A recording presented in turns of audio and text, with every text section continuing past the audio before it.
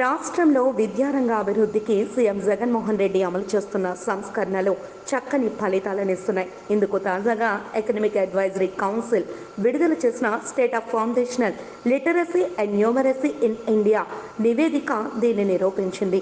విద్య అందుబాటు అనే అంశంలో ఏపీ 38.50 స్కోర్తో దేశంలోని అగ్రస్థానంలో ఉంది.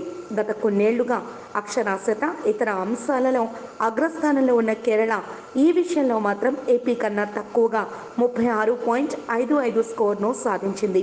ఇదే అంశాన్ని ప్రధాని ఎకనమిక్ అడ్వైజరీ కౌన్సిల్ తన నివేదికలో ప్రస్తావిస్తూ, చిన్న రాష్ట్రాలలో కేరళ అత్యుత్తమ పనితీరు కనబరుస్తున్నప్పటికీ విద్య అందుబాటు అనే అంశానికి సంబంధించి ఆంధ్రప్రదేశ్ నుంచి ఇతర రాష్ట్రాలు నేర్చుకోవచ్చని పేర్కొంది. ఇక విద్య అందుబాటులో జాతీయ సగటు స్కోరు 28.05గా ఉంటే సగానికి పైగా రాష్ట్రాలు అంతకన్నా చాలా వెనుకబడి ఉన్నాయని నివేదిక పేర్కొంది.